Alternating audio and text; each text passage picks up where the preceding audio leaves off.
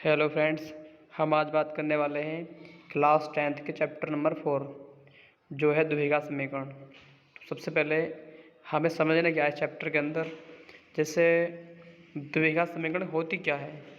तो जिसमें अधिकतम घात 2 होती है, जैसे कि पहला एग्जाम्पल लिखा हुआ है x² प्लस 32x माइनस का 273 बराबर 0। तो ये द्विघात समीकरण है। और जैसे सेकंड लिखा हुआ एग्जाम्पल, मतलब जिसकी भी अधिकतम घात 2 है बराबर 0 है, वो समीकरण क्या है? द्विघात समीकरण।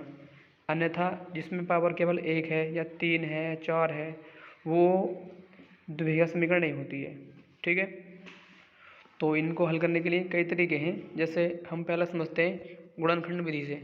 तो हमारे पास पहला क्वेश्चन है 2x की घात 2 प्लस x माइनस 6 बराबर 0। तो हमें इसमें करना क्या है, जिसमें सबसे पहले जो पहले लिखा हुआ ना 2 की मल्टीप्लाई करेंगे लास्ट वाले के पास में। लास्ट वाला किधर है? 6। तो 2 की गुणा 6 में करेंगे कितना आएगा? 2 छक्का 12। तो गुणा करने पे 12 आए और 6 के पीछे जो चिन्ह लगा हुआ है ये माइनस का है, इसको देखा जाता है। प्लस का है तो प्लस बोला जाएगा, माइनस है तो माइनस। हमने सोचा कि भाई संख्या 2 लेनी है कोई सी वाली, जिससे गुणा करके तो 12 बैठ जाए और घटा के x का कोफिशिएंट 1 है, घटा के 1 आना चाहिए। तो वो संख्या 2 कौन सी है? 4 और 3 है। 4 तिया 12 होते हैं, पहली शर्त पूरी हो रही है, 4 तिया 12 हो गया। और 4 में से घटेगा 3, तो कितना बच जाएगा यहाँ पे? 1x। ठीक है, अब इसके आगे जो थर्ड लाइन लिखी हुई है ये वाली, इसको देखो सेम ऐसे कॉपी करेंगे, इसको ऐसे सेम। बस यहाँ पे 4 के पास x पहुँचेगा तो 4x माइनस का 3x माइनस 6।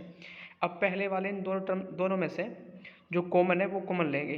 देखो यहाँ से 2 यहाँ पे है, 2 से 1 कटेगा तो 2 कॉमन लेंगे।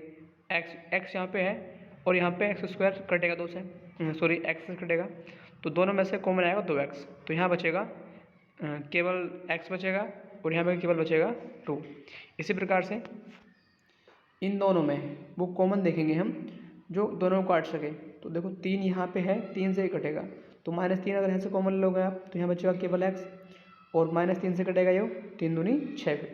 ठीक है, तो अब ये वाला ब्रैकेट और ये ब्रैकेट सेम है, इसलिए कॉमन ले लेंगे पूरे ब्रैकेट को, बचेगा 2x माइनस का 3। ठीक है, ये हमने ऐसे लिख दिया। अब क्या करना है, इसके बाद में पहले वाले को हमने ऐसे सेम लिख दिया, बराबर 0 लिखा हुआ है। अब ये प्लस वाली वैल्यू इधर आगे हो जाती है माइनस की। ठीक है, अब जैसे सेकंड वाला जो बचा है फैक्टर हमारा, इसको सेम लिखेंगे बराबर 0 के। अब जैसे जो माइनस का 3 लिखा हुआ है, बराबर से यहाँ पे आगे प्लस का 3 हो जाएगा। और 2 लिखा हुआ है एक्स की गुणा में, तो गुणा वाला पहुँचता है बटे में। ठीक है फ्रेंड्स, तो हमने इसको गुणनखंड विधि से हल कर लिया है, जो इसमें x के मान आए -2 और 3/2। ठीक है, अब जैसे कभी कभी गुणनखंड नहीं होते कुछ क्वेश्चन के, तो क्या करना होता है उसमें एक मेथड है, बड़ा फार्मूला बोलते हैं उसको, सिद्धाचार्य वाला। तो उसमें पहले क्या करना चाहिए हमें, जैसे ये लिखा हुआ है मूल ज्ञात करना यदि अस्तित्व हो तो हमें चेक कैसे करना है कि यू अस्तित्व में है या नहीं है सवाल। सबसे पहले ये लिखेंगे फार्मूला, इसे बोलते हैं विविध कर, d बराबर b² माइनस 4ac। अगर ये बड़ा है 0 से, ये बराबर है, तो इसमें वैल्यू फाइंड हो जाएगी वास्तविक वाली।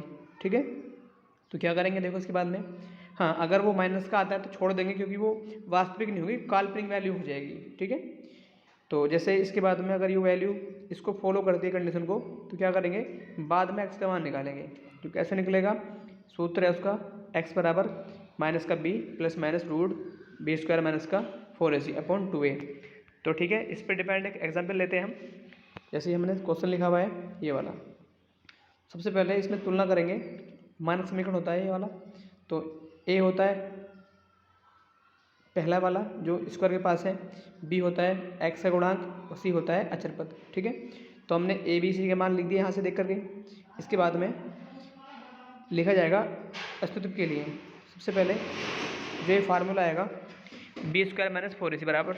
ठीक है, इसके बाद में जहाँ पे b लिखा हुआ है, तो b की वैल्यू कितनी है? 1 है, तो हमने क्या करा, यहाँ पे 1 लिख दिया। ठीक है, फिर यो -4 ऐसे लिखा जाएगा।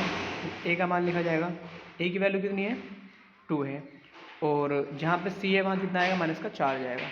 ठीक है, तो एक ही का ना 1, माइनस का माइनस और माइनस क्या होता है प्लस, 4 दूनी 8 और 8 चौका 32।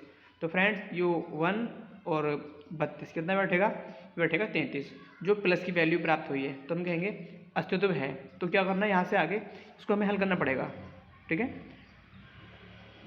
तो ध्यान से देखें, अभी हमारे पास एक बड़ा फार्मूला है ये वाला, x बराबर माइनस का b plus minus root b² minus का 4ac अपॉन 2a। तो देखो कैसे करेंगे इसको, यहाँ से हम तो x ऐसे लिखा जाएगा, b की वैल्यू देखो यहाँ से 1 लिखिए माइनस की, कहाँ पे है देखो 1, ये रही वैल्यू। ठीक है, इसके बाद में प्लस माइनस सेम रहेगा। अब इस पूरे की वैल्यू हमने प्राप्त करी थी, अभी देखो इस पूरे की वैल्यू कितनी आई थी, प्लस के 33 आई थी। तो हम क्या करेंगे, डायरेक्ट यहाँ पे 33 पुट कर देंगे।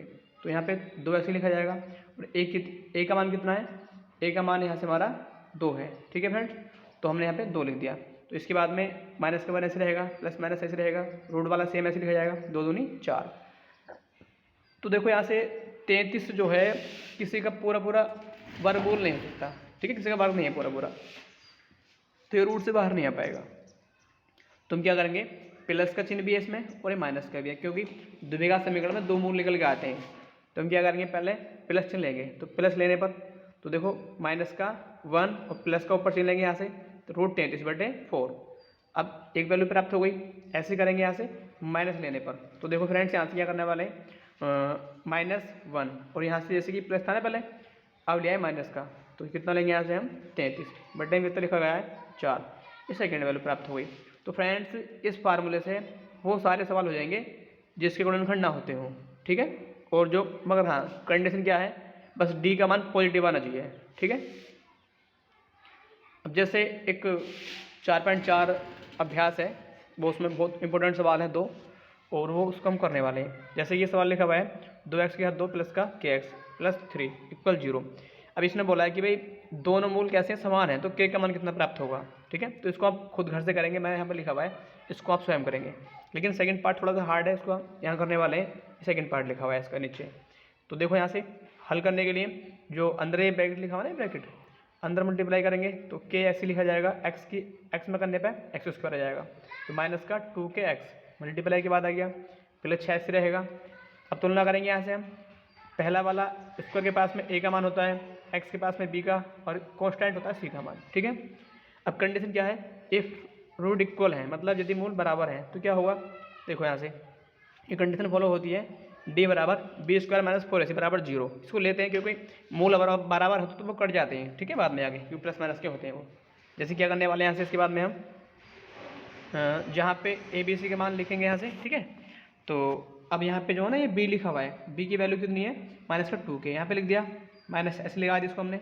देखो यहाँ से a लिखा हुआ है, a की वैल्यू कितनी है, a की वैल्यू हमारे पास k है, और c की वैल्यू कितनी है, ये 6 दे रखी प्लस की। तो देखो माइनस का 2 लिखा हुआ है, 2 दूनी 4, k² हो जाएगा, -4 × 24 k बराबर 0। तो देखो यहाँ से दोनों में से 4k कॉमन है, तो हमने कॉमन ले लिया बाहर इसको। जैसे कि कॉमन लेते थे हम पहले, और 4 के बराबर अगर 0 माना जाएगा तो ये गुणा वाला जो 4 लिखा हुआ है बड्डे में पहुँचेगा 0 के, तो 0 के बड्डे में कुछ भी हो वो सब 0 हो जाता है। तो k की वैल्यू यहाँ से 1 प्राप्त हो जाएगी 0। ठीक है, सेकंड वाला ब्रैकेट है k - 6, तो ये माइनस की वैल्यू यहाँ पे आगे प्लस की हो जाएगी। तो फ्रेंड्स हमने इस पूरे चैप्टर के जो मेथड और जो कॉन्सेप्ट है पूरे सीख लिए हैं। अगर आपने ये वीडियो 2 से 3 बार देख ली तो चैप्टर नंबर 4 का कोई भी क्वेश्चन छोड़ोगे नहीं आप। ठीक है, बाकी जो क्वेश्चन आपको हार्ड लगे उसको कमेंट बॉक्स में लिखें और उसको बताएं, पूरा कर देंगे। ठीक है, बस चैनल को सब्सक्राइब करें, वीडियो लाइक करें, लाइक ज़रूर कर दिया करें।